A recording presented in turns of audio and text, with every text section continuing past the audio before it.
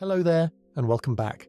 Tonight we're stepping into something vast and unsettling, something that most people never think about when they look at the ocean. We see the waves, the blue horizon, maybe a dolphin breaking the surface if we're lucky, but beneath that peaceful exterior lies a history written in darkness, a record of times when the seas themselves turned against life, when oxygen vanished from the water, when acid ate through shells, when the ocean became a graveyard stretching from pole to pole. We're talking about mass extinctions, not the one that killed the dinosaurs, though we'll get to that. We're talking about all of them, the Big Five, the moments in Earth's deep past when the planet's oceans transformed into something almost unrecognizable. And here's what makes this story both fascinating and haunting. Each time the ocean turned deadly, it did so in its own way. Each extinction left its own signature in the rocks, its own pattern of death. Understanding these ancient catastrophes isn't just about satisfying curiosity, it's about reading the warning signs that nature has left for us. Because the ocean doesn't forget. Every layer of stone, every fossil, every chemical signature tells us exactly what happened when the world's seas stopped being a place where life could thrive and became something else entirely. So settle in, get comfortable, because we're about to journey through 400 million years of Earth's most dramatic oceanic transformations. We'll watch as ice swallowed the world and then released it into chaos. We'll see black waters spreading like ink through once vibrant seas. We'll witness the moment when the ocean's pH dropped so fast that shells dissolved before creatures could even build them. And we'll understand, perhaps for the first time, just how fragile the balance really is. The ocean has survived 5 mass extinctions, but barely. And each time it took millions of years to recover. The story begins with understanding what the ocean normally looks like. Not the ocean we see from the beach, but the ocean as a system. A living, breathing engine that cycles oxygen and carbon and nutrients through pathways more complex than any machine humans have ever built. Picture a healthy ocean. Sunlight penetrates the surface layers, feeding tiny organisms called phytoplankton. These microscopic plants drift by the trillions, invisible to the naked eye, but so numerous that they produce more oxygen than all the forests on land combined. They form the base of the food chain. Everything else depends on them. Fish, whales, squid, crabs, the giants and the smallest creatures alike all trace their survival back to these floating specks of life. But the ocean isn't just the sunlit surface. Beneath those bright upper layers, the water darkens. 100 meters down, sunlight becomes a memory. 200 meters down, you're in the twilight zone, where only the faintest glimmers penetrate, and deeper still, past 1,000 meters, there is only darkness, complete and absolute. Yet even here, life thrives. Not through photosynthesis, but through a different kind of fuel, organic matter, the constant rain of dead plankton, fecal pellets, and other debris that drifts down from above. Scientists call it marine snow, and it feeds an entire ecosystem in the depths. Creatures that have never seen sunlight, that navigate by bioluminescence and chemical signals, that exist in a world of pressure so intense it would crush a human in seconds. In a healthy ocean, oxygen reaches even these depths, not as much as at the surface, but enough. Enough for fish to breathe, enough for bacteria to break down the falling organic matter. The ocean breathes, water circulates from the poles where cold, oxygen-rich currents sink and flow along the seafloor toward the equator. This circulation, this great conveyor belt of the sea, keeps the deep waters oxygenated. It keeps them alive. The chemistry of a healthy ocean is equally important. The pH hovers around 8.1, slightly alkaline, not too acidic, not too basic. This balance allows creatures to build their shells and skeletons from calcium carbonate. Corals construct their reefs. Mollusks grow their protective armor. Plankton form their delicate tests. All of this depends on the ocean's pH remaining stable. Temperature matters too. Most marine life evolved within specific temperature ranges. Coral reefs thrive in warm tropical waters. Deep-sea creatures adapted to the cold. Fish migrate to stay within their preferred zones. The ocean is layered not just by light and pressure, but by temperature. Warm water floats atop cold, creating boundaries that life respects and relies upon. And then there's the carbon cycle. The ocean absorbs carbon dioxide from the atmosphere. Phytoplankton use it for photosynthesis. When they die, some of that carbon sinks to the seafloor. where it can remain buried for millions of years. This process regulates Earth's climate. It keeps atmospheric carbon dioxide from spiraling out of control. It's one of the planet's most important stabilizing mechanisms. So when we talk about a mass extinction in the ocean, we're not just talking about species dying. We're talking about this entire system failing. We're talking about oxygen disappearing, about pH crashing, about temperatures swinging wildly beyond what life can tolerate, about the very foundations of the marine food web collapsing. The ocean during a mass extinction isn't just a deadlier version of the normal ocean, it's something fundamentally different. A hostile environment where the rules of survival have been rewritten. And the first time this happened, it caught life completely unprepared. 445 million years ago, the world looked nothing like it does today. There were no trees, no grass, no flowers. On land, only the hardiest plants clung to the soil near rivers and coastlines. Life was still overwhelmingly marine. The oceans teemed with creatures that would seem alien to us now. Trilobites scuttled across the seafloor, their segmented bodies protected by hard exoskeletons. Brachiopods, resembling clams but belonging to an entirely different branch of the tree of life, filtered food from the water. Graptolites drifted in the open ocean, colonial organisms forming delicate branching structures. And in the depths, the first jawed fish were beginning to evolve, though they were small and still far from dominant. This was the Ordovician period, a time of biological innovation and diversity. The Great Ordovician biodiversification event had filled the seas with new forms of life. Reefs built not by corals, but by organisms called stromatoporoids and tabulate corals, stretched across shallow seas. The ocean was warmer than today, and sea levels were high. Much of what would become North America, Europe, and Asia lay submerged beneath shallow tropical waters. But something was about to change. Far to the south, a massive supercontinent called Gondwana had drifted toward the South Pole, and as it settled over the polar region, something began that would reshape the entire planet. Ice started to form. At first, it was just snow accumulating in the highlands, but snow doesn't melt well at the poles. Year after year, the snow compressed into ice. Glaciers formed, and as they grew, they reflected more sunlight back into space. The planet began to cool. This wasn't a sudden event. It took thousands of years. But the effects rippled across the globe. As more and more water became locked in ice sheets covering Gondwana, sea levels began to fall. And when sea levels fall, the shallow seas where most marine life lived began to disappear. Imagine standing on the edge of one of those ancient seas, the water retreating day by day, year by year.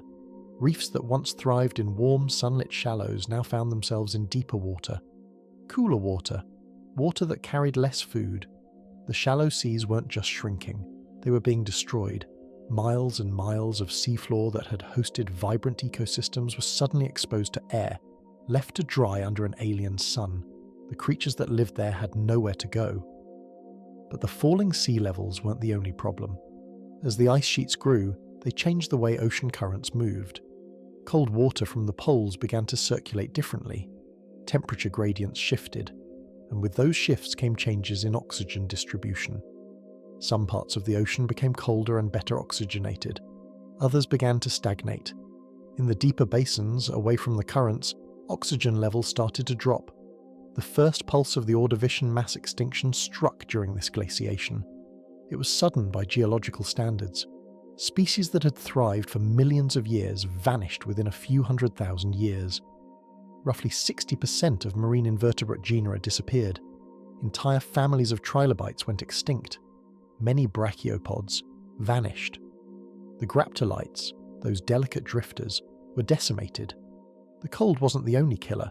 The changing sea levels disrupted nutrient flows.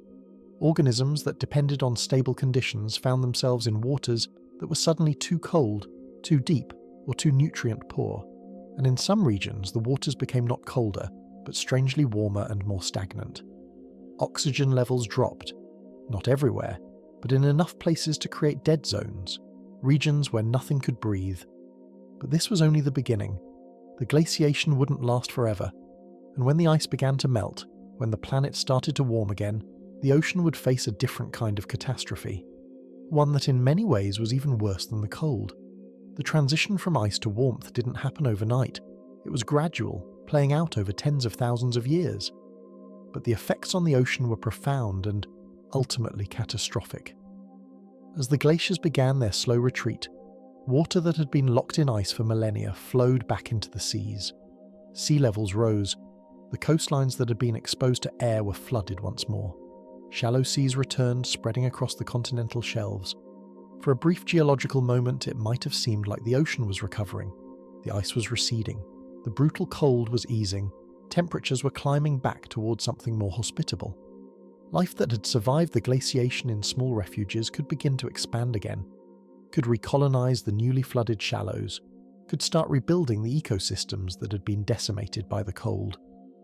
But something had changed fundamentally in the ocean's circulation, something that wouldn't become apparent immediately, but would prove devastating as the warming continued. During the glaciation, when ice sheets covered much of Gondwana and temperatures were at their lowest, ocean circulation had followed certain patterns. Cold, dense water sank at the poles and flowed along the seafloor toward the equator. This deep circulation carried oxygen from the surface into the abyss, keeping even the deepest waters oxygenated. It was a vital process, one that the entire marine ecosystem depended on without knowing it. But as the world warmed, as surface temperatures rose and the temperature difference between the poles and equator decreased, that circulation began to weaken. The thermocline, the boundary between warm surface water and cold deep water, became more pronounced, more stable, and stability in this case was deadly. Warm water is less dense than cold water. It floats on top of the cooler layers below, and when the difference in temperature becomes too great, the layers stop mixing. The ocean stratifies, separating into distinct zones that don't exchange water or oxygen or nutrients. The surface layer, warmed by the sun and in contact with the atmosphere, remains oxygenated. But below that layer, in the depths where sunlight never reaches and atmospheric oxygen can't penetrate, things begin to change. Oxygen is consumed in the deep ocean by fish breathing, by bacteria decomposing organic matter, by chemical reactions with minerals in the sediments. In a healthy ocean with good circulation, this oxygen is constantly replenished by water sinking from the surface. But when circulation stops, when the layers become stratified and isolated from each other, the deep oxygen is consumed faster than it can be replaced. This is what happened during the warming phase of the Ordovician extinction. The thermocline strengthened, the layers locked into place, and slowly, inexorably, the deep ocean began to run out of oxygen. At first, the changes would have been subtle, oxygen levels dropping from normal to slightly reduced. Fish that preferred the depths might have noticed, might have moved into shallower water. Bottom-dwelling organisms might have grown more sluggish, less active. But life has some tolerance for low oxygen. Many creatures can survive in what we call hypoxic conditions, oxygen-starved water that still has enough dissolved oxygen to support respiration, if barely. But the process didn't stop at hypoxia. The oxygen levels kept dropping, and when oxygen falls below a certain threshold, when it vanishes entirely, the ocean enters a state called anoxia. Zero oxygen, none. And in anoxic water, only a very few specialized bacteria can survive. For everything else, anoxia is death. Fish can't breathe without oxygen. Invertebrates suffocate. Even scavenging organisms that might normally clean up dead material can't function. And so, the organic matter that rains down from the surface layers, the constant shower of dead plankton and fecal pellets and other debris, stops being decomposed. It accumulates on the seafloor, building up in layers that, over time, will become the black shales we find in the rock record today. But anoxia, horrible as it is, wasn't the worst of what happened, because in the absence of oxygen, other chemical processes take over. Processes that produce something even more toxic than the simple lack of air. When organic matter decomposes without oxygen, certain bacteria use a different chemical pathway. Instead of oxygen, they use sulfate from the seawater as their electron acceptor. And the byproduct of this metabolism is hydrogen sulfide, H2S, the same compound that gives rotten eggs their distinctive smell, the same gas that makes volcanic vents and sewers unbearable to be near. In normal circumstances, hydrogen sulfide produced in sediments reacts quickly with oxygen in the overlying water and is neutralized. It never builds up to dangerous concentrations, but without oxygen, there's nothing to stop it. The hydrogen sulfide accumulates. It seeps out of the sediments and into the water column. And as more and more organic matter decomposes through this pathway, the concentration rises. This state, the presence of free hydrogen sulfide in the water column, is called euxinia, and it's one of the most hostile environments the ocean can produce. Hydrogen sulfide is a powerful cellular poison. It interferes with the proteins that cells use to transport oxygen, essentially shutting down cellular respiration, even in organisms that might otherwise be able to tolerate low oxygen. It's toxic at remarkably low concentrations. Parts per million can be lethal to most marine life. And during the second pulse of the Ordovician extinction, euxinia spread through large portions of the ocean. Not everywhere, not uniformly, but across enough of the seafloor, in enough deep basins, that the effects were catastrophic. The evidence for this is preserved in the rocks. When geologists drill cores from Ordovician sediments, they find layers of black shale marking the extinction interval. These shales are rich in organic carbon, the accumulated remains of organisms that died and sank but couldn't decompose because there was no oxygen. And when scientists analyze the chemistry of these shales, they find something else. Markers of sulfidic conditions. Sulfur isotopes tell the story. When hydrogen sulfide is abundant, when sulfate-reducing bacteria are working overtime to break down organic matter, they preferentially use the lighter isotope of sulfur. This leaves the sulfate in seawater enriched in the heavier isotope. And when organisms take up that sulfate to build their shells, or when minerals precipitate from the water, they record the isotopic signature, heavy sulfur, the fingerprint of euxinia. Molybdenum tells a similar story. This element behaves differently in oxygenated versus sulfidic water. In the presence of hydrogen sulfide, molybdenum precipitates out of seawater and accumulates in sediments.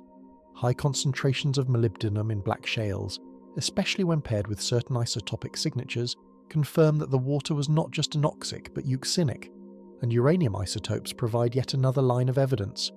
Uranium exists in seawater in an oxidized form that stays dissolved, but under anoxic conditions it gets reduced and precipitates into sediments. The ratio of uranium isotopes shifts in predictable ways when the ocean loses oxygen. By measuring these ratios in rocks from around the world, from different ocean basins and different water depths, scientists can reconstruct how widespread the anoxia was and how severe it became. The picture that emerges from all this evidence is sobering. During the second pulse of the Ordovician mass extinction, large portions of the ocean became anoxic, and in many areas, conditions deteriorated further into euxinia.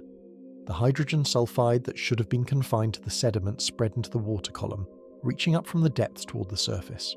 In some locations, euxinia may have extended all the way to the photic zone, the sunlit surface layers where photosynthesis occurs.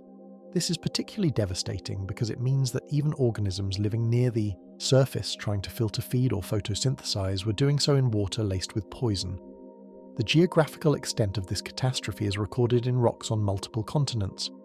Black shales from this time period have been found in what is now North America, Europe, Asia, and Africa. Locations that, in the Ordovician, were separated by thousands of miles of ocean. The fact that we find the same signatures, the same black organic rich sediments, the same chemical markers of anoxia and euxinia, tells us that this wasn't a local event, it was global. The kill mechanism was straightforward but merciless. Creatures living in the deep ocean suffocated first as oxygen levels dropped. Then, as euxinia developed, the poison spread. Anything that couldn't tolerate hydrogen sulfide died, and as the toxic waters pushed upward, driven by subtle currents and the inexorable chemistry of a stratified ocean, they invaded habitats that should have been safe. Shallow water organisms, creatures that had survived the cold of the glaciation, found themselves facing a different challenge. The water was warming, yes, the sea levels were rising, but the chemistry was all wrong. Too little oxygen, too much hydrogen sulfide, and for many species there was nowhere to go. No refuge deep enough to escape the euxinia, no shallows safe enough to avoid the expanding dead zones. The fossil record from this time shows a dramatic pattern. In sediments just below the extinction horizon, fossils are abundant and diverse. Trilobites, brachiopods, graptolites, crinoids, mollusks, all the typical Ordovician fauna. But in the layers corresponding to the extinction itself, the fossils vanish, not gradually but abruptly. Entire groups disappear from the record within a few meters of sediment, representing perhaps a few 100,000 years of time. And in the immediate aftermath, the rocks tell a story of a diminished ocean. The few fossils that do appear are of opportunistic species, organisms that could tolerate the degraded conditions, low oxygen specialists, species with flexible metabolisms, the survivors.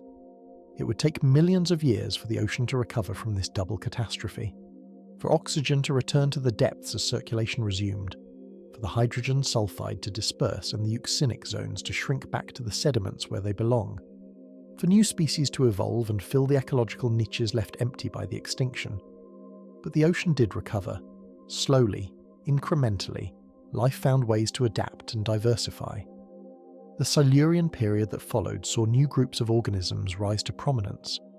The survivors of the Ordovician extinction became the ancestors of lineages that would persist for hundreds of millions of years, yet the memory of that catastrophe remained, encoded in layers of black shale, preserved in the chemical signatures of ancient seawater, a warning written in stone that the ocean, for all its vastness, has limits, that disrupting its circulation, its temperature balance, its oxygen budget, can push it into states where most life simply cannot survive. The glaciers didn't vanish overnight. They melted slowly, over thousands of years, releasing their locked water back into the seas. Sea levels began to rise again. Coastlines flooded. The shallow seas returned. For a brief moment it might have seemed like the ocean was recovering, but something had changed in the depths. During the glaciation, ocean circulation had been disrupted, and now, as the world warmed, that disruption became catastrophic. The cold, dense water that had been sinking at the poles and flowing along the seafloor began to stagnate. The great oceanic conveyor belt slowed, and without that circulation bringing fresh oxygen to the depths, the deep ocean began to suffocate. In the shallows, where photosynthesis still occurred, oxygen levels remained high. But below the sunlit zone, in the mid-depths and the abyssal plains, oxygen started to vanish. Anoxia spread like a creeping shadow through the water column, and where anoxia took hold, something even more sinister appeared: euxinia, the presence of hydrogen sulfide in the water. In a normal ocean, bacteria in the sediments produce small amounts of hydrogen sulfide, but oxygen in the water reacts with it, neutralizing it before it can spread. Without oxygen, there's nothing to stop the hydrogen sulfide. It builds up, it seeps into the water column, and it turns the ocean toxic. Hydrogen sulfide is a poison. Even at low concentrations, it's deadly to most forms of life. It interferes with cellular respiration, it damages tissues, and as euxinia spread through the Ordovician oceans, it created zones where nothing could survive. Not fish, not invertebrates, not even the hardiest bacteria that weren't adapted to sulfidic conditions. The evidence for this catastrophe is written in the rocks. In sections across the world, geologists find layers of black shale from this time. Black shale forms when organic matter accumulates in oxygen-poor water. Without oxygen, the usual scavengers and decomposers can't break down the dead material. It settles to the seafloor and is buried, creating dark, organic-rich layers that survive for hundreds of millions of years. These black shales tell a story of widespread anoxia, but they tell an even darker story when we look at their chemistry. Isotopes of sulfur and molybdenum preserved in the rock show patterns that only appear in euxinic waters, waters where hydrogen sulfide was present not just in the sediments, but in the water column itself. In some locations, euxinia extended all the way up to the photic zone, the sunlit surface layers. That means creatures living near the surface, trying to photosynthesize, trying to filter feed, were doing so in water laced with poison. The second pulse of the Ordovician extinction hit during this warming phase, and it was in many ways worse than the first. Species that had survived the cold couldn't survive the anoxia, the euxinia, the toxic, oxygen-starved seas. Another wave of extinctions swept through the marine realm. By the time it was over, an estimated 85% of marine species had vanished. Some groups were wiped out completely, others were reduced to a handful of survivors clinging to whatever refuges remained. The Ordovician extinction was a double catastrophe. Cold and falling seas killed during the first pulse, heat and anoxia killed during the second. And the ocean that emerged on the other side was a diminished, scarred version of what had come before. But life, as it always does, found a way. Over millions of years, new species evolved to fill the empty niches. The ocean slowly recovered. Oxygen returned as circulation resumed. The toxic hydrogen sulfide faded, and eventually the seas were once again full of life.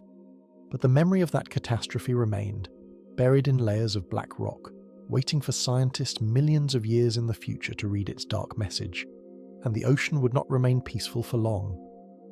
Another extinction was already on the horizon, one that would unfold in a different way, driven by different forces but with eerily similar results. Let's move forward in time. It's been 100 million years since the Ordovician extinction.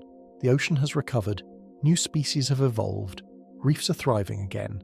This is the Devonian period, the age of fishes. In the seas, jawed fish have exploded in diversity. Massive armoured fish called placoderms patrol the waters, some growing to lengths of 30 feet.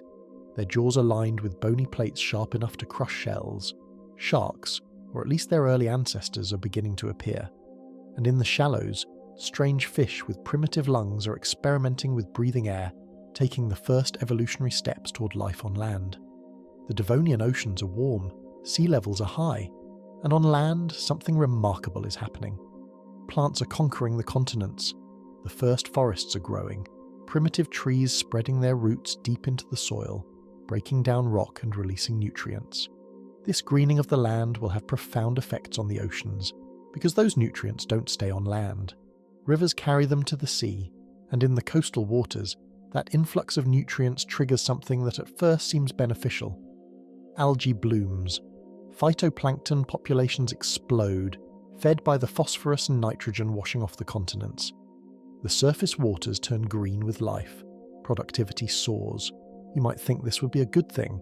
More phytoplankton means more oxygen, more food for the marine food web. But there's a problem. All that life has to die eventually. And when it does, when billions upon billions of algal cells sink below the surface and begin to decompose, they consume oxygen. Bacteria swarm over the dead organic matter, breaking it down, using up every molecule of oxygen they can find.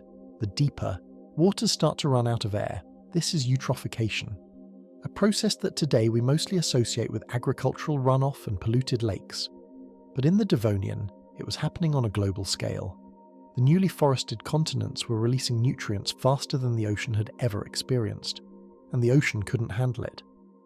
The Kellwasser event struck about 372 million years ago.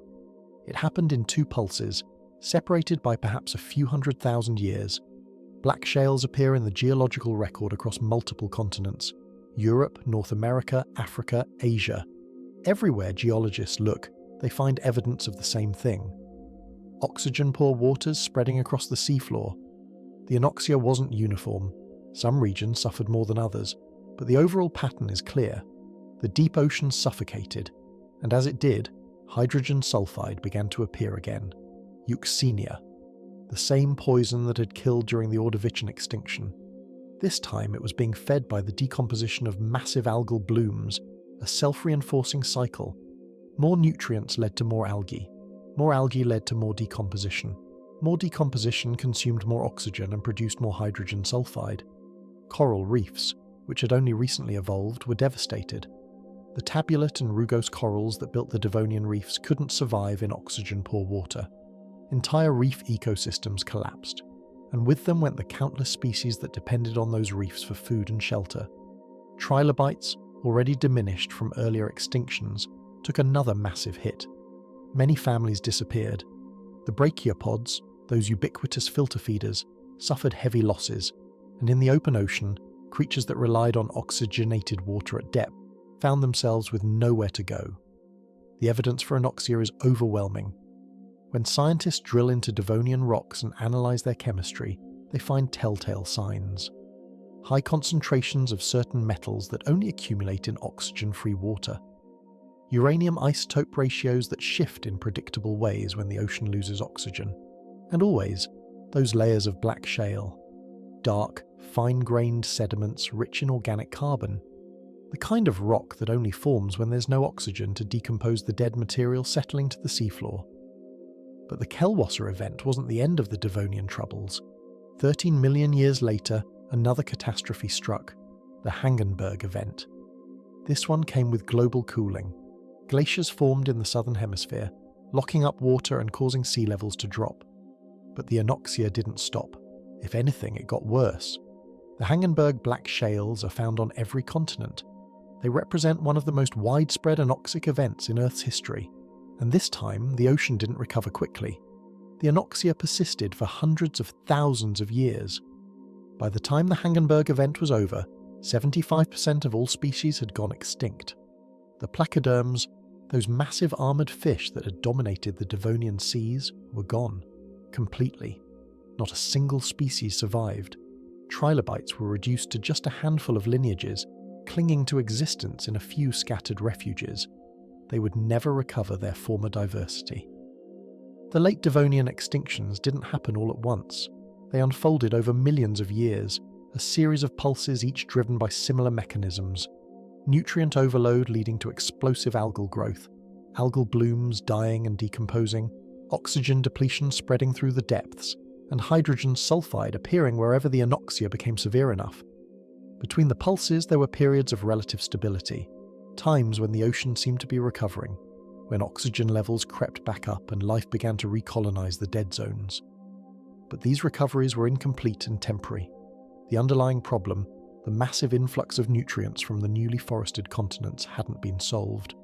It couldn't be solved, not on timescales relevant to the marine organisms struggling to survive.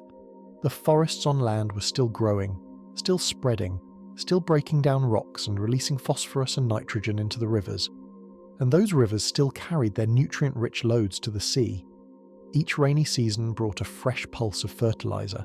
Each flood washed more soil particles, more dissolved minerals, more organic debris into the coastal waters, and each time the phytoplankton responded, blooming in vast numbers that turned the surface waters green. This was eutrophication on a scale the ocean had never experienced before. In modern times, we see eutrophication mostly in enclosed water bodies, lakes, estuaries, semi-enclosed seas like the Baltic, places where nutrient runoff from farms and cities can accumulate because the water has limited exchange with the open ocean. And even in these relatively small systems, the effects can be dramatic. Massive algal blooms, fish kills, dead zones that persist for months or years.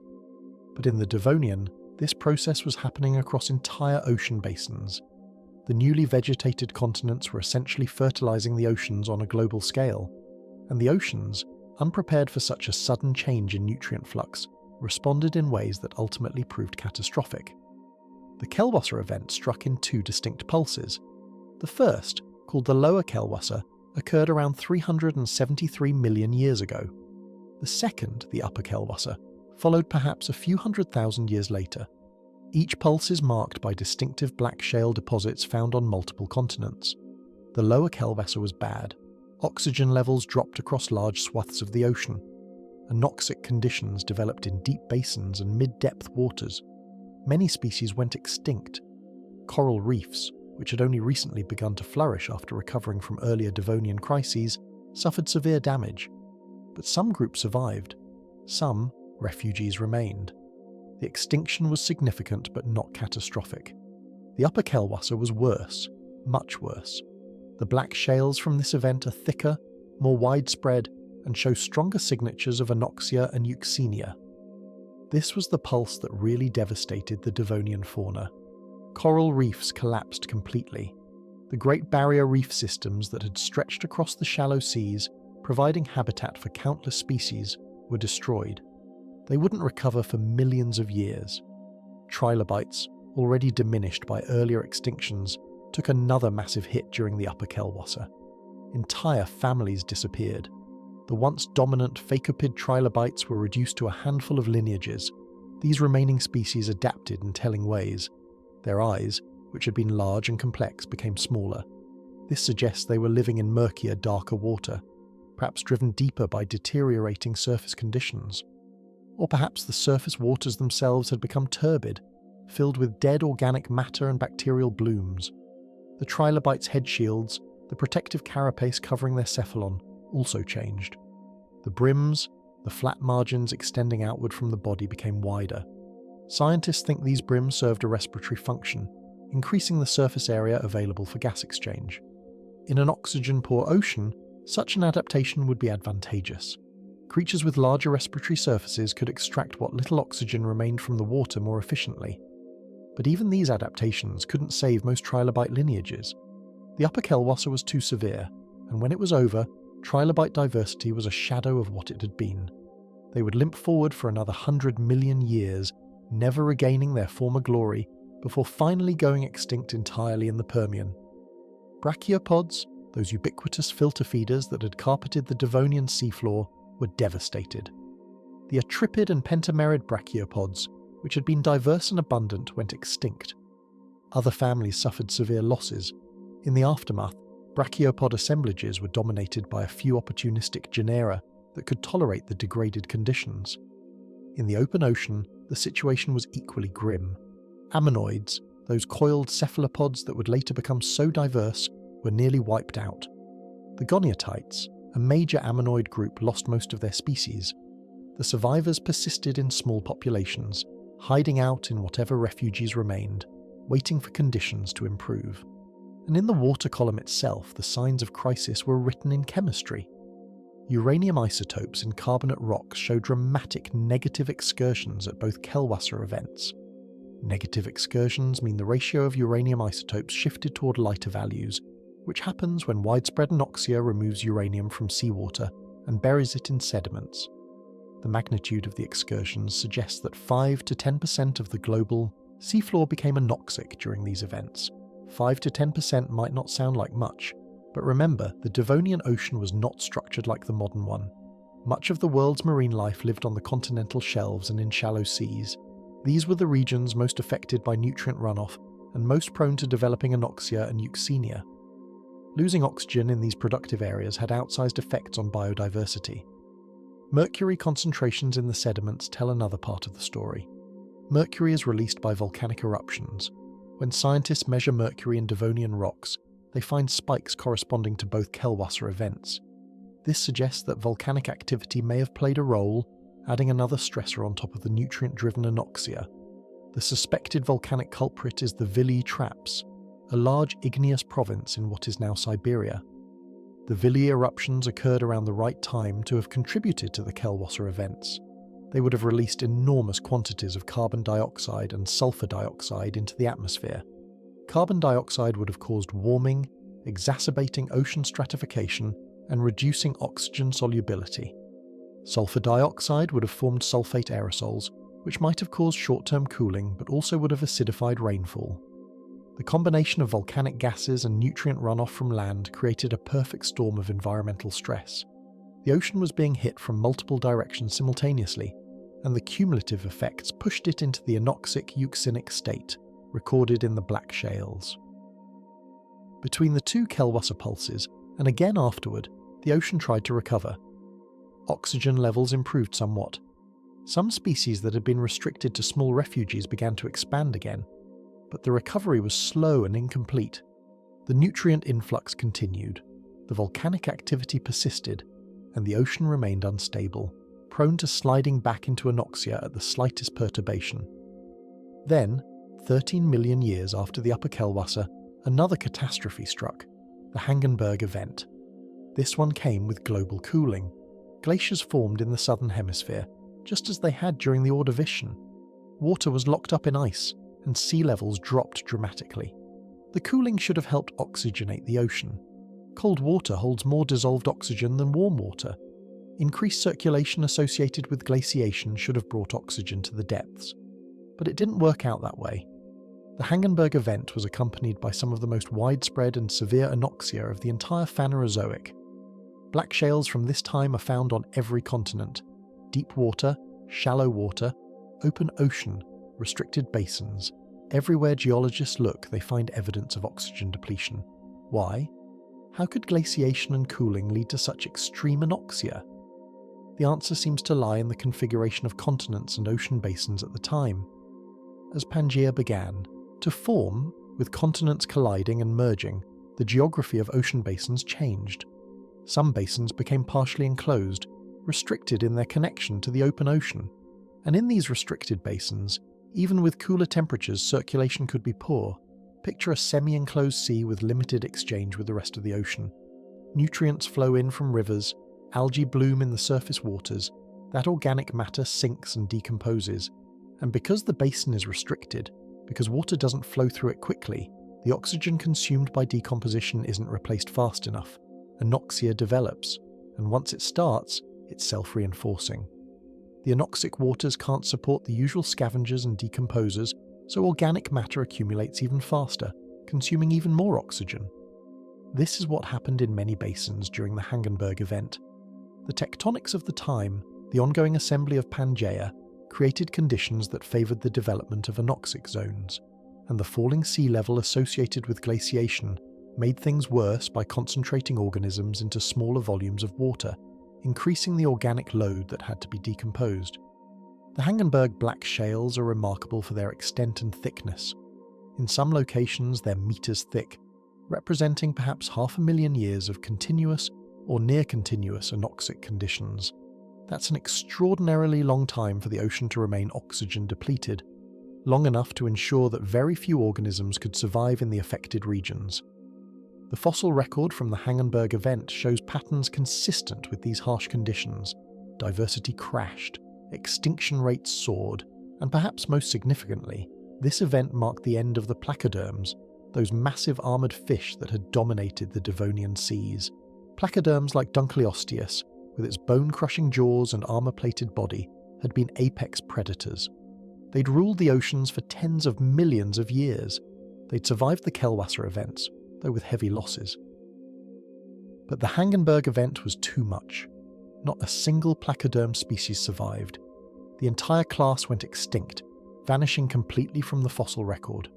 This was a pivotal moment in vertebrate evolution. With the placoderms gone, ecological niches opened up, and into those niches moved the sharks and bony fish that would come to dominate the post-Devonian oceans. The Carboniferous period that followed saw an explosion of shark diversity. Hundreds of species evolved, filling roles that placoderms had once occupied. In total, the late Devonian extinctions, combining the Kellwasser events and the Hangenberg event, eliminated roughly 70 to 75% of all marine species. It took millions of years for the ocean to recover its pre-extinction diversity. And when it did, the fauna was fundamentally different. Old groups had vanished. New groups had risen to prominence. The Devonian fauna, characterized by placoderms and extensive coral reefs and diverse trilobites, gave way to the Carboniferous fauna dominated by sharks, crinoids, and early ammonoids. But once again, the ocean healed. Circulation resumed. Oxygen returned to the depths. The chemistry stabilized, and life, resilient as always, found ways to adapt and diversify. The scars of the late Devonian extinctions faded into the geological record, preserved in black shales and fossil assemblages, but no longer actively shaping the ocean's ecology. Until the next catastrophe, the worst one yet, looming on the horizon, still 50 million years in the future but inevitable, the Great Dying, the Permian-Triassic extinction, an event so severe that it would make the Devonian extinctions look almost gentle by comparison. Now we step forward to the boundary between the Permian and Triassic periods. 252 million years ago, the world is about to witness something unprecedented. An extinction so severe that it nearly ended complex life on Earth entirely. Scientists call it the Great Dying, and in the oceans, it was a multi-stage catastrophe that combined nearly every deadly mechanism nature has in its arsenal. The world before the extinction was strange by modern standards. All the continents had merged into a single supercontinent called Pangaea, a landmass so vast that its interior was a scorching desert, cut off from ocean moisture. The climate was already extreme, hot at the equator with seasonal monsoons that flooded the coasts. And in this world, life had adapted. The ocean was full of strange creatures.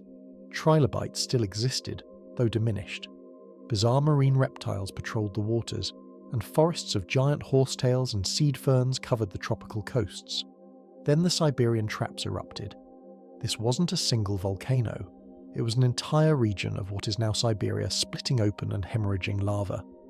The eruptions lasted for hundreds of thousands of years, possibly over 1 million years, and they released unimaginable amounts of gas into the atmosphere. Carbon dioxide, yes, but also sulfur dioxide, methane. And when the lava intruded into coal beds and salt deposits, it released even more gases, including chlorine and other reactive compounds. The immediate effect was warming. The carbon dioxide acted as a greenhouse gas, trapping heat. Global temperatures rose.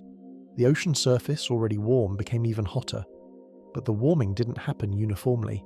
The surface waters heated faster than the deep waters, creating a strong temperature gradient. And that gradient had a devastating effect on ocean circulation.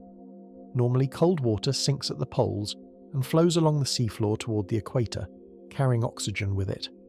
But when the surface warms too much, that circulation weakens. The difference in density between surface and deep water becomes too great. The layers stratify, the ocean stops mixing, and without mixing, the deep ocean loses its oxygen supply. This is exactly what happened during the Permian-Triassic extinction. The evidence is written in rocks from around the world, black shales, marking anoxia. But also evidence of something even more sinister: sulfur isotope ratios that indicate widespread euxemia, hydrogen sulfide spreading through the water column, not just in isolated basins this time, but across vast stretches of the ocean. From the deep seafloor all the way up to the shallow shelves, the ocean was stratifying into layers. At the surface, where sunlight still penetrated and photosynthesis occurred, temperatures soared. Studies of oxygen isotopes in fossil shells suggest surface water temperatures reached 35 degrees Celsius. That's 95 degrees Fahrenheit, lethal for most marine organisms. Below that scorching surface, in the mid-depths, the water was cooler but oxygen-poor, anoxic. And in the deep ocean, conditions were even worse. Not only anoxic, but euxinic, poisoned with hydrogen sulfide. Life in the ocean during the Permian-Triassic extinction found itself trapped. The surface was too hot, the depths were too toxic, and the narrow band of habitable water in between was shrinking. Some creatures tried to migrate. Cold water species moved toward the poles. Heat-tolerant species tried to survive in the shallows despite the scorching temperatures. But there were limits to adaptation. Most couldn't adjust fast enough. The chemistry of the ocean was also changing in other ways. The massive carbon dioxide release wasn't just warming the planet, it was acidifying the ocean. When carbon dioxide dissolves in seawater, it forms carbonic acid, and as the concentration of carbonic acid increases, the pH of the ocean drops. For creatures that build shells out of calcium carbonate, this is a disaster. Lower pH means it's harder to extract calcium and carbonate ions from the water. Shells become thinner, more fragile. In extreme cases, the water becomes so acidic that existing shells start to dissolve. The Permian-Triassic extinction saw a massive preferential loss of heavily calcified organisms. Corals, which had only recently evolved into reef builders, were nearly wiped out. Brachiopods, which had dominated the seafloor for hundreds of millions of years, suffered catastrophic losses. Calcifying plankton, the tiny organisms that form the base of many marine food webs, died in enormous numbers. By the time the first pulse of the extinction was over, 90% of marine species had vanished. 90%. To put that in perspective, imagine walking through a coral reef today. Now imagine that out of every 10 species you see, 9 are dead. That's the scale of destruction we're talking about, and the ocean didn't recover quickly. In the early Triassic, for millions of years after the main extinction pulse, the ocean remained a hostile place. Black shales continued to form, indicating persistent anoxia. Fossil assemblages from this time show extremely low diversity. Only a few opportunistic species managed to thrive, and they did so in an ecosystem that was fundamentally broken. The slow recovery wasn't due to a lack of available niches.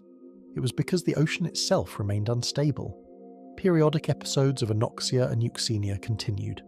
Temperature fluctuations stressed whatever life was trying to re-establish itself, and the carbon cycle remained disrupted, leading to continued acidification events. Some scientists have proposed that during the worst of the Permian-Triassic extinction, there existed a narrow refuge zone in the water column, a band of depth where temperatures weren't too hot and oxygen levels weren't too low. Life clung to this zone, but as the crisis deepened, even this refuge shrank. The hot surface waters pushed downward, the anoxic deep waters crept upward, and creatures that depended on the refuge zone found themselves squeezed into an ever-narrowing band of survivable water. The ocean during the Great Dying wasn't just hostile, it was layered in different kinds of hostility: hot acid at the top, poison in the depths, and a shrinking middle ground that offered only temporary safety. This is what a dying ocean looks like, and it took the planet 5 million years to recover. 5 million years for ocean circulation to resume, for oxygen to return to the depths, for the carbon cycle to stabilize and pH to rise back to livable levels. By the time the ocean was healthy again, it was populated by entirely new groups of organisms. The Permian fauna was gone. In its place, the ancestors of modern marine ecosystems began to evolve. But the scars of the Great Dying never fully healed. The diversity the ocean achieved in the Permian was never matched again. We move forward in time again. 50 million years have passed since the Permian Triassic extinction. The ocean has recovered. New species fill the seas. Early dinosaurs are beginning to dominate the land, and the supercontinent Pangaea, which has remained intact through all these changes, is about to start breaking apart. The Triassic-Jurassic extinction, which occurred 201 million years ago, is often overlooked. Sandwiched between the catastrophic Permian extinction and the famous dinosaur-killing asteroid, it doesn't capture public imagination the same way. But in the oceans, it was devastating.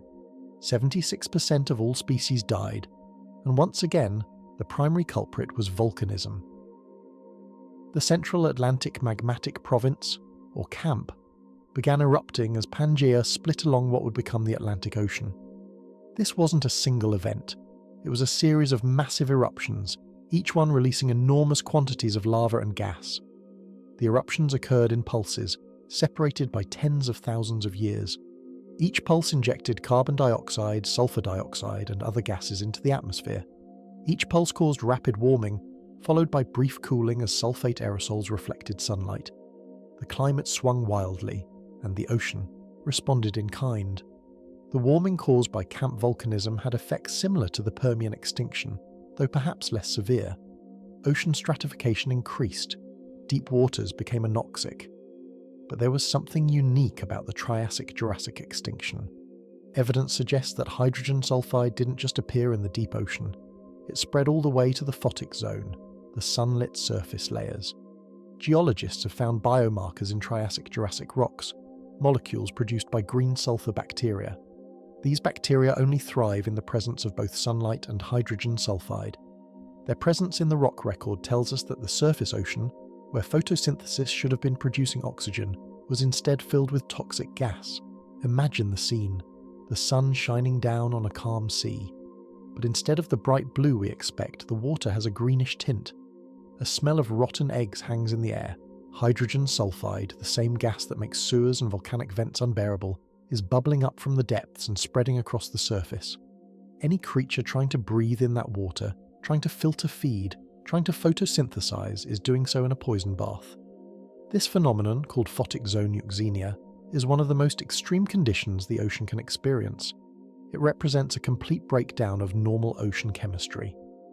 And during the Triassic-Jurassic extinction, it appears to have been widespread. Not everywhere, but in enough locations that it shows up in rock records from multiple continents. The ocean was also acidifying again. The carbon dioxide from camp volcanism dissolved into the seawater, lowering pH. Fossil assemblages show a preferential loss of calcifying organisms. Corals took another hit. Calcifying plankton died in massive numbers, and with the plankton gone, the base of the marine food web collapsed. Ammonites, those coiled cephalopods that had survived the Permian extinction and diversified in the Triassic, were nearly wiped out. Only a few lineages survived. Marine reptiles suffered losses, and in the aftermath it took millions of years for reef ecosystems to recover. What's striking about the Triassic-Jurassic extinction is how it mirrors the earlier events: volcanism, warming, ocean stratification, anoxia, euxenia, acidification. It's as if the planet has a playbook for oceanic catastrophe and keeps running the same plays over and over. But there's variation too. Each extinction has its unique characteristics. The Ordovician had its glaciation warming cycle, the Devonian had its nutrient overload, the Permian had its extreme temperatures and prolonged recovery, and the Triassic-Jurassic had its pulsed volcanism and photic zone euxenia. The ocean was learning in a sense that there are many ways for things to go wrong, and life was learning again and again that survival requires adaptability. The species that made it through these catastrophes weren't necessarily the strongest or the largest. They were the ones that could tolerate changing conditions, that could survive in low oxygen, that could handle temperature swings, that could build shells even when the water was more acidic than their ancestors had ever experienced, and so the ocean recovered once more. The Jurassic period saw a flourishing of marine life.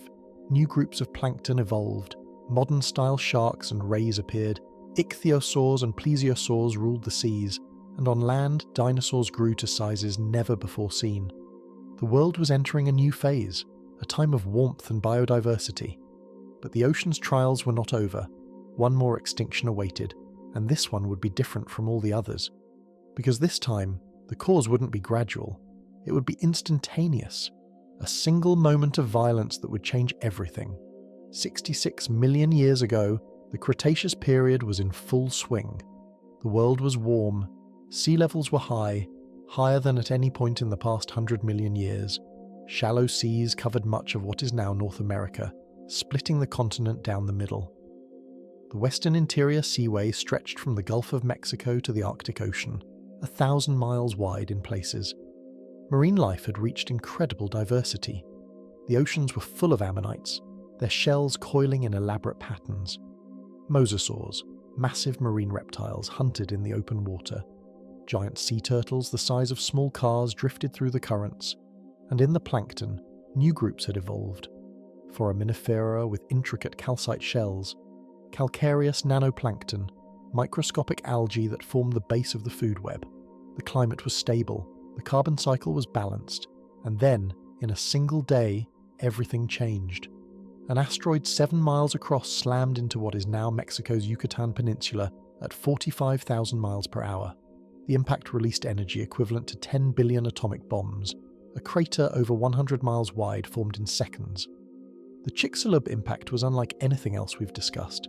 The Ordovician, Devonian, Permian, and Triassic-Jurassic extinctions all unfolded over thousands or hundreds of thousands of years. They were slow by human standards, even if they seemed rapid in geological time, but this was instantaneous. The effects began immediately. A magnitude 11 earthquake, the most powerful possible, radiated from the impact site. In the Gulf of Mexico, the seafloor buckled. Tsunamis hundreds of meters high raced outward in all directions. Within hours, they had struck coastlines thousands of miles away, scouring everything in their path and depositing thick layers of jumbled sediment. Molten rock from the impact was blasted into the upper atmosphere. Some of it fell back as glassy spherules raining down across North America. Forests ignited. Wildfires spread across continents. The amount of soot injected into the atmosphere was staggering, enough to block out the sun for months. The immediate devastation was global. But for the ocean, the worst was yet to come. The impact had struck a region rich in sulfur-bearing rocks. Anhydrite, calcium sulfate, vaporized instantly. And when sulfur compounds reach the upper atmosphere and mix with water vapor, they form sulfuric acid. Acid rain began to fall. Not just rain, but a deluge of acid across the planet. The ocean's surface, which had been slightly alkaline, suddenly acidified. The pH dropped rapidly. Boron isotope measurements from Foraminifera that lived across the Cretaceous-Paleogene boundary show a sharp decrease in ocean pH, a drop of about 0.3 pH units within decades. That might not sound like much, but pH is a logarithmic scale. A change of 0.3 units represents a doubling of the hydrogen ion concentration. For calcifying organisms, it was catastrophic. Shells that had been forming normally suddenly became harder to build. Existing shells started to dissolve in the acidic water. The calcifying plankton, the foraminifera and nanoplankton that formed the base of the marine food web, died in massive numbers. Their shells fell to the seafloor, but many dissolved before they could be buried. The geological record shows a dramatic decrease in carbonate accumulation at the boundary. Less calcium carbonate was being preserved, because less was being produced, and what was produced was dissolving. With the plankton gone, the food web collapsed. Ammonites, which had survived 4 previous mass extinctions, finally went extinct. Mosasaurs disappeared. So did the giant marine reptiles that had ruled the seas for millions of years. Even some groups of fish suffered heavy losses. But the ocean acidification wasn't the only problem. The soot and dust in the atmosphere blocked sunlight. Photosynthesis stopped. Not entirely, but enough to matter. The plankton that survived the acid still couldn't grow without light, and in the darkness, productivity plummeted. There's a hypothesis called the Strangelove Ocean, the idea that after the Chicxulub impact, the ocean became essentially dead for a time. a sterile body of water where the normal carbon cycle had stopped functioning. The evidence for this comes from carbon isotope measurements. In a healthy ocean, there's a gradient in carbon isotopes between the surface and the deep water. Plankton preferentially take up the lighter isotope of carbon, so surface water becomes enriched in the heavier isotope, while organic matter sinking to the seafloor carries the lighter isotope. After the Chicxulub impact, this gradient disappeared. Carbon isotopes at the surface were the same as in the deep ocean, which suggests that the biological pump, the process by which plankton transfer carbon from surface to depth, had shut down. But recent research has complicated this picture. It turns out that benthic foraminifera, the organisms living on the seafloor, didn't all go extinct. Many survived. Which is strange if the ocean really had become a dead zone. If there was no food raining down from the surface, how did they survive? The answer seems to be that the ocean didn't completely die. Instead, productivity was severely reduced, maybe 50% of normal, enough to keep some deep sea life going, but not enough to maintain the usual carbon isotope gradient. The ocean was wounded, but not dead. Over time, it recovered. New species of plankton evolved to replace those that had gone extinct. Productivity increased. The carbon cycle resumed. But it took hundreds of thousands of years, possibly 1 million years. That's incredibly fast by geological standards, but still an immense span of time. During that recovery period, the ocean remained unstable. There's evidence for repeated episodes of warming and cooling. Fluctuations in carbon isotopes suggest the carbon cycle was irregular, prone to disruptions, and in some regions, anoxia returned temporarily as ocean circulation struggled to re-establish itself. The Cretaceous-Paleogene extinction was unique among the Big Five because it wasn't driven by internal Earth processes. It came from space, but the effects on the ocean were hauntingly familiar. Acidification, loss of productivity, food web collapse, anoxia in some locations. The ocean has many ways to die, but the symptoms are often the same. So now we've seen all five. 5 mass extinctions spread across nearly 400 million years. 5 different triggers, but overlapping mechanisms. What patterns can we find? What do these catastrophes have in common? And what do they tell us about how the ocean works and how fragile it really is? The first pattern is anoxia. In every single mass extinction, oxygen levels in the ocean dropped, sometimes in the deep ocean, sometimes spreading up into the shallows, sometimes even reaching the surface. Anoxia appears to be the ocean's default response to stress. When things go wrong, whether from warming, cooling, or changes in ocean circulation, the result is often the same. Parts of the ocean suffocate. The second pattern is temperature change. Both extremes are deadly. The Ordovician extinction involved severe cooling during its first pulse. The Permian involved extreme warming. The Devonian and Triassic-Jurassic both saw warming, and even the Cretaceous-Paleogene, triggered by an asteroid, involved temperature disruptions. Marine life evolved within specific temperature ranges. Push too far beyond those ranges, and ecosystems collapse. The third pattern is carbon cycle disruption. Every mass extinction involved major changes in how carbon moved through the Earth system. Sometimes from volcanism pumping carbon dioxide into the atmosphere, sometimes from changes in ocean productivity affecting how much carbon was being buried in sediments, sometimes from both. And when the carbon cycle is disrupted, it affects everything. Climate, ocean chemistry, pH, it's all connected. The fourth pattern is acidification. We've seen evidence for this in the Permian, Triassic-Jurassic, and Cretaceous-Paleogene extinctions. When carbon dioxide levels spike, the ocean absorbs it and becomes more acidic.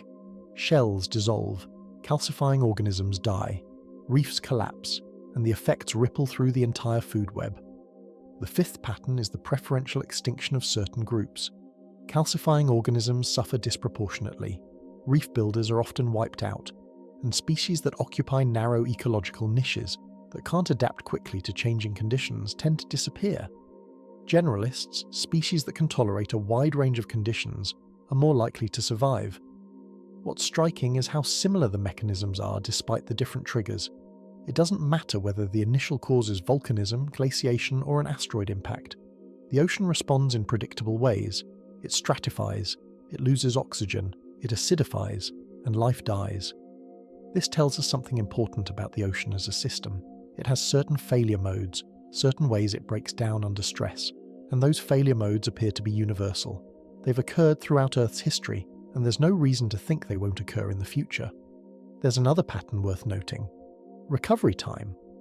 After each mass extinction, it took the ocean millions of years to fully recover, not just for new species to evolve, but for ecosystems to rebuild, for food webs to become complex again, for diversity to approach pre-extinction levels. The Ordovician recovery took roughly 5 million years. The Permian recovery took even longer, possibly 10 million years. The ocean doesn't bounce back quickly.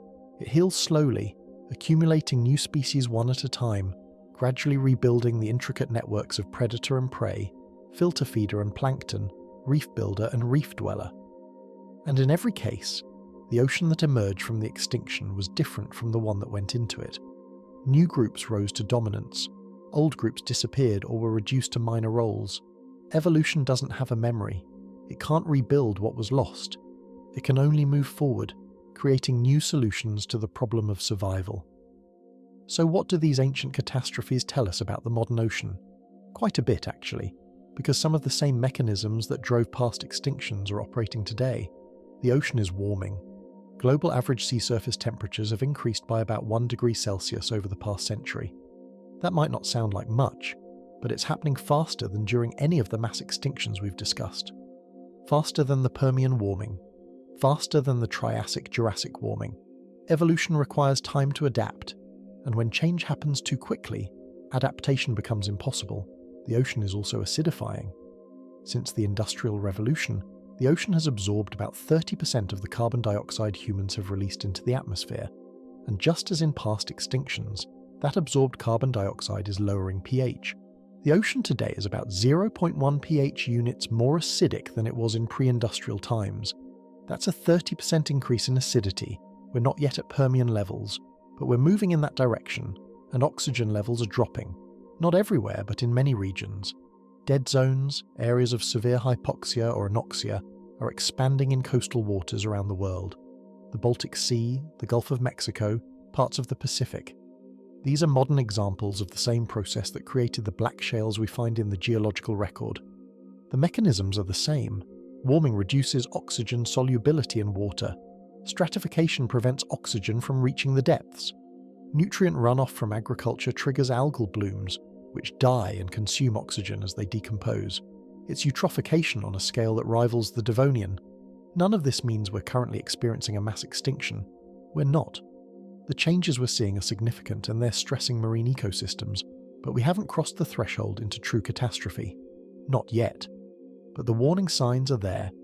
The ocean is showing symptoms of the same disease that killed it 5 times before. And unlike the ancient Earth, which had millions of years to recover, we're living through the changes in real time. The geological record doesn't just give us a history of what happened, it gives us a blueprint of what could happen. It shows us the pathways the ocean takes when pushed beyond certain limits, and it reminds us that the ocean, for all its vastness and resilience, is not invulnerable. It can be pushed too far. How do we know all this? How can scientists look at rocks and tell you the pH of the ocean 250 million years ago? How can they measure oxygen levels in seas that vanished before humans existed? The answer lies in proxies, chemical and biological signatures that get preserved in the rock record and tell us about ancient conditions. Take oxygen levels. We can't directly measure how much oxygen was in Devonian seawater, but we can look at certain elements that only accumulate in sediments under low oxygen conditions. Uranium, for example. When seawater is oxygenated, uranium stays dissolved, but under anoxic conditions it gets reduced and precipitates into sediments. By measuring uranium isotope ratios in ancient rocks, scientists can infer whether the water was oxygenated or anoxic when those sediments formed. Similarly, molybdenum and iron speciation can tell us about redox conditions, and sulfur isotopes can reveal whether hydrogen sulfide was present. For temperature, we use oxygen isotopes in fossil shells. The ratio of oxygen 18 to oxygen 16 in calcium carbonate depends on the temperature of the water when the shell formed. Measure that ratio, and you can calculate ancient sea surface temperatures. Though there are complications, corrections for diagenesis and other factors, the basic principle works. For pH and ocean acidification, boron isotopes are key. Boron in seawater exists in 2 forms, and the ratio between them depends on pH. When organisms build their shells, they incorporate boron from the water. and the isotopic ratio of that boron reflects the pH of the ancient ocean. Careful measurement of boron isotopes in fossil foraminifera has given us our most direct evidence for ocean acidification during past mass extinctions. Fossils themselves are proxies. The presence or absence of certain species tells us about conditions. If we find abundant fossils of organisms that require high oxygen levels, we know the water was well oxygenated. If we find only species that can tolerate low oxygen, we know conditions were hypoxic. The size and shape of organisms can tell us about environmental stress. Malformed shells suggest acidic conditions, dwarfed specimens suggest nutrient limitation or temperature stress, and black shales. Those dark, organic-rich layers that appear again and again in the extinction record. They're some of our most reliable indicators of anoxia. Black shales only form when organic matter can't decompose, which only happens when there's no oxygen. Find a layer of black shale, and you know the overlying water was oxygen poor. Find black shales across multiple continents from the same time period, and you know the anoxia was global. Ice cores from Antarctica and Greenland give us direct samples of ancient atmosphere, trapped in bubbles within the ice. These cores only go back about 1 million years, so they don't help with the mass extinctions we've been discussing.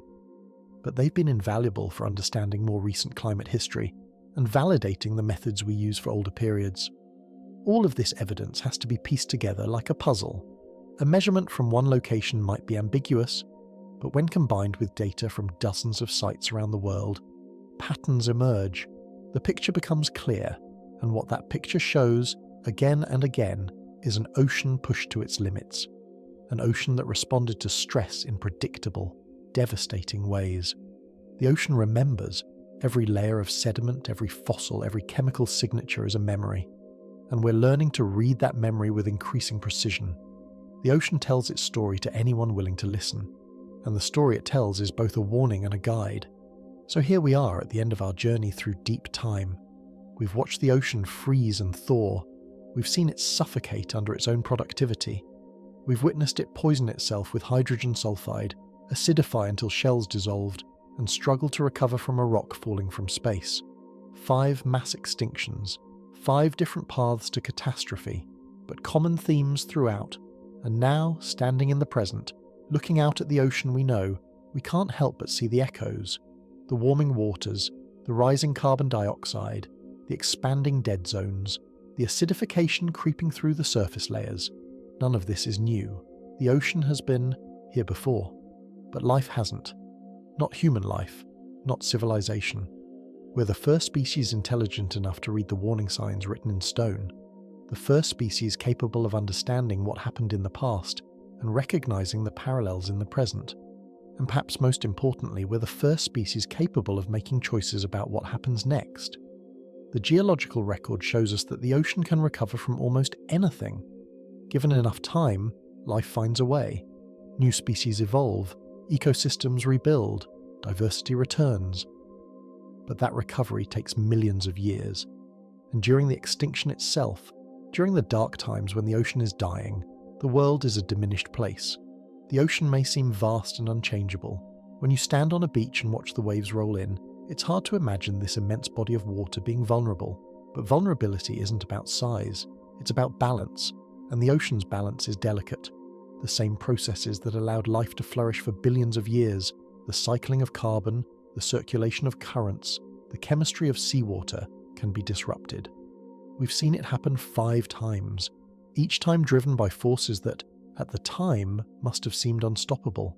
Volcanic eruptions that lasted for hundreds of thousands of years, climate shifts spanning continents, an asteroid collision. But here's the thing. Understanding these events doesn't just help us appreciate the past, it helps us navigate the future. Because we know now what the tipping points are. We know that warming oceans stratifies and loses oxygen. We know that carbon dioxide acidifies and makes it hard for life to build shells. We know that nutrient overload can trigger dead zones. We know all of this because the ocean has shown us, over and over, the same lessons written in layers of rock. And unlike the trilobites, ammonites and placoderms that couldn't predict or prevent their own extinctions, we can see ours coming. We have time. Not unlimited time, but time. Time to make different choices. Time to understand what we're doing to the ocean and why it matters. The ocean during a mass extinction is a terrible thing. Layers of water separated by death, surface too hot or too acidic, depths too poisoned or too oxygen poor. And a narrow band of survivable water shrinking day by day, squeezing life into an ever smaller refuge until even that refuge fails. That's the world the ocean becomes when pushed too far. And we've seen it happen not once, not twice, but 5 separate times across hundreds of millions of years. But we don't have to push it there. Not again. Not this time. We can read the warnings, we can understand the mechanisms, we can recognize the patterns before they become irreversible, and we can choose to respect the balance that keeps this planet habitable. Because unlike the organisms that lived through those ancient catastrophes, unlike the trilobites watching their oxygen disappear, or the ammonites trying to build shells in acidic water, we have something they never had. Foresight. The ability to see what's coming and change course before we reach the point of no return. The ocean remembers everything. Every glaciation that locked water away in ice and exposed the seafloors. Every eruption that pumped poison into the sky. Every warming event that stratified the water column and created dead zones. Every asteroid that vaporized rock and rained acid down on the surface. Every extinction. Every recovery. Every time life nearly ended and somehow, against all odds, managed to claw its way back from the brink. Those memories are written in stone, waiting to be read. Layers of black shale marking the anoxic episodes. Fossil assemblages showing the sudden disappearance of entire groups. Chemical signatures revealing the temperature spikes and pH crashes. The rock record is a library, and every layer is a page in the ocean's autobiography.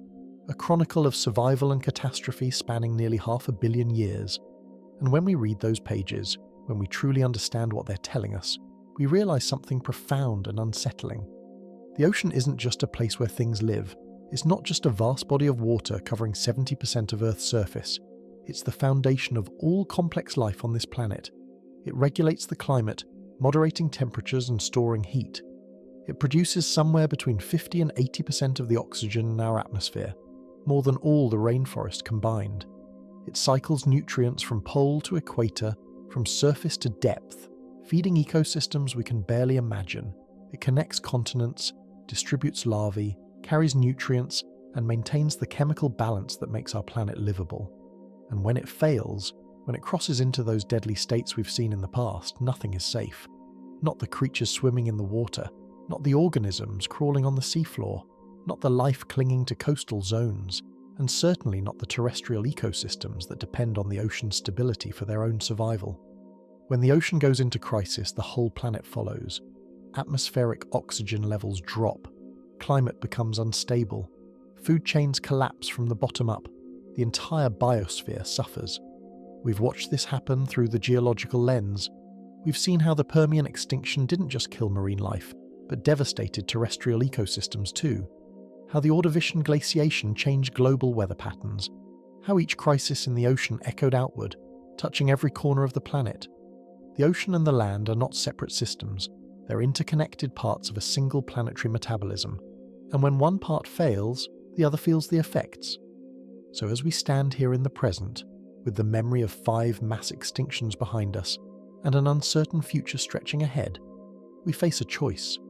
Not a choice that will be made in a single moment, but a series of choices, decisions, large and small, that will determine the trajectory of the next century and beyond.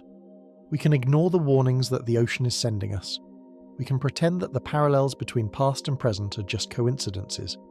We can tell ourselves that the ocean is too big to hurt, too vast to fundamentally change, too resilient to be pushed past its limits. Or we can listen. We can listen to the stones and what they tell us about how the ocean responds to stress. We can hear what the fossils are saying about tipping points and thresholds. We can read the chemical signatures that show us exactly how fragile the balance really is. We can acknowledge that the same mechanisms that drove the ancient oceans into crisis are operating today, just faster and more intensely than during any of the past 5 extinctions. And we can act. Not with panic, but with the knowledge that this balance, this delicate chemistry of sea and life and atmosphere, is something worth protecting, worth preserving, worth making sacrifices for. Because the alternative, the path we're currently on, leads to a place the ocean has been before, a place of stratified water and dead zones and acidification. a place where the food webs collapse and the ecosystems simplify, and the diversity that took hundreds of millions of years to build can vanish in what, geologically speaking, is the blink of an eye. The ocean has survived 5 mass extinctions. Let that sink in for a moment. 5 times the marine realm has crossed into territory so hostile that most of its inhabitants couldn't survive. 5 times, upwards of 70 to 90% of all marine species went extinct. 5 times the ocean was transformed into something almost unrecognizable. And 5 times, somehow, life persisted. A handful of survivors in each group, a few refugees where conditions remained tolerable, a spark of diversity that, over millions of years, could reignite and spread and eventually fill the empty niches left by the extinction. But each time, it took millions of years to heal. The Ordovician recovery spanned at least 5 million years. The Permian recovery took even longer, possibly 10 million years before diversity approached pre-extinction levels. 10 million years of an impoverished ocean, dominated by a few opportunistic species, lacking the complexity and richness that had existed before. 10 million years of slow rebuilding, one species at a time, one evolutionary innovation at a time.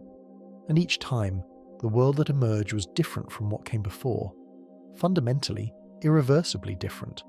Trilobites that had dominated the seafloor for 300 million years, surviving 2 mass extinctions, finally went extinct in the Permian, gone forever.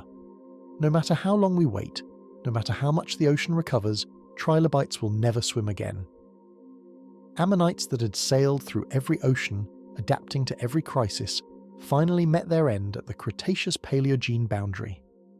350 million years of evolutionary history, an entire order of organisms representing countless species and ecological roles, erased in a geological instant. The placoderms, those armoured giants of the Devonian seas, vanished completely at the Hagenberg event. No survivors, no descendants, just fossils and the memory of what once was. The tabulate and rugose corals that built the Paleozoic reefs disappeared in the Permian and were replaced millions of years later by entirely different groups. The scleractinian corals that build modern reefs aren't even closely related to their Paleozoic predecessors. They evolved independently, converging on a similar lifestyle but representing a completely different branch of the tree of life. Each extinction pruned the tree of life, removing entire branches, entire families of organisms, entire experiments in the possibilities of existence. And while evolution filled in the gaps eventually, it couldn't restore what was lost. It could only move forward, creating new solutions, new adaptations, new forms of life to occupy the empty spaces. The diversity we see in the ocean today is not a recovery of what existed before the mass extinctions. It's something new, built on the foundations laid by the survivors. Life is resilient, yes. Life finds a way, as the saying goes. But that resilience comes at a cost. The cost of time, the cost of diversity, the cost of losing unique evolutionary lineages that can never be replaced. The ocean will survive whatever we do to it. Life will continue in some form. Evolution will move forward. But the ocean we know, the one filled with the creatures we recognize, the one that provides food for billions of people and regulates our climate and makes our planet livable, that particular ocean is not guaranteed. It exists in a state of balance, a balance between oxygen production and consumption, between carbon dioxide absorption and release, between warm currents and cold, between surface productivity and deep ocean health, a balance maintained by countless feedback loops and regulatory mechanisms that have evolved over billions of years. And that balance can be broken. We've seen it broken 5 times. We know what it looks like when it breaks. We know how long it takes to re-establish. And we know that the world that emerges afterward is never quite the same as the world that went in. The warning is clear, written in layers of black shale stretching across continents, encoded in the isotopic composition of ancient shells, preserved in the sudden disappearance of fossils from the rock record. The ocean has limits. Push it too far in any direction. Temperature, pH, oxygen levels, nutrient balance, and it will respond. Not with malice, not with intention, but with the cold logic of chemistry and physics. Stratification, anoxia, acidification, food web collapse. The same sequence of events, played out over different timescales, but always leading to the same devastating end. And here's the thing that makes this moment in history so critical, so different from all the other crises the ocean has faced. The changes we're causing are happening faster than during any of the mass extinctions. The Permian warming, the worst of the Big Five, unfolded over hundreds of thousands of years, possibly 1,000,000 years from initial eruption to final extinction pulse. That's a timescale that allows for some adaptation, some migration, some evolutionary response. Species that couldn't survive in one location could move to cooler waters. Populations that couldn't adapt could be replaced by ones that could. Evolution had time to work, even if most species still went extinct. But the changes we're seeing today are occurring over decades, centuries at most. The ocean is warming 10 to 100 times faster than during the Permian-Triassic extinction. Carbon dioxide is being added to the atmosphere faster than during the camp eruptions that drove the Triassic-Jurassic extinction. We're compressing geological timescales into human ones, and evolution can't keep up. Adaptation requires generations, mutation, selection, the slow accumulation of beneficial traits. When the environment changes faster than organisms can adapt, extinction is the inevitable result. This doesn't mean we're doomed. It doesn't mean a sixth mass extinction is inevitable or that we've already crossed some irreversible threshold. The ocean is stressed, yes, it's showing symptoms of the same processes that drove past extinctions. But we haven't hit the tipping points yet. We haven't pushed the system into true catastrophe. We're in the warning phase, the early stages, the time when action still matters, the time when course corrections can still work. So perhaps the most important thing we can take from this journey through deep time, from our exploration of these 5 ancient catastrophes, is this simple truth. The ocean remembers. It remembers the cold of the Ordovician glaciation and the subsequent warmth that brought anoxia. It remembers the Devonian nutrient floods that choked the depths with decomposing algae. It remembers the Permian inferno, the lethally hot surface waters and the poisonous depths, the 5 million years it took for life to truly recover. It remembers the pulsed violence of camp volcanism and the photic zone euxenia that spread hydrogen sulfide into sunlit waters. And it remembers the Chicxulub impact, the instant acidification, the darkness and the cold and the long, slow crawl back toward normalcy. All of these memories are preserved. Not in the ocean's consciousness, it has no consciousness to speak of, but in its rocks, in the physical record of sediments and fossils and chemical signatures, in the layers that we can drill, core, analyze and interpret. And in remembering, the ocean offers us something invaluable, a warning. Not a promise of what will happen, but a map of what could happen, a guide to the danger zones, a catalogue of tipping points and failure modes. If we push too hard on temperature, the ocean will stratify and lose oxygen. We know this. We've seen it happen. If we pump too much carbon dioxide into the atmosphere, the ocean will acidify, and calcifying organisms will struggle. We know this too. We've watched it play out in the geological record. If we overload the ocean with nutrients through agricultural runoff and coastal pollution, we'll create dead zones. We're already creating them. The Baltic Sea, the Gulf of Mexico, hundreds of coastal zones around the world where oxygen has dropped to levels that can't support most marine life. The mechanisms are understood. The patterns are clear. The ocean has been here before. 5 times it crossed into catastrophe. 5 times it experienced the kind of wholesale transformation that we, in our short lives, can barely comprehend. 5 times it lost most of its inhabitants, most of its diversity, most of its complexity. And 5 times it clawed its way back, slowly, painfully, over timescales that dwarf human civilization. But we've only been here once, just this once. We're the first species intelligent enough to understand what's happening, to read the warning signs, to recognize that we're performing an experiment on the planet's life support system. And the outcome of that experiment is not predetermined. It depends on choices, on actions, on whether we're willing to take the ocean's warnings seriously, or whether we'll continue pushing until we hit the same thresholds that transformed the ancient seas into graveyards. The choices we make now will determine whether we navigate through this moment of planetary stress, or whether we become just another layer in the geological record. Another extinction marked by a thin line of disturbed sediments and a sudden absence of fossils.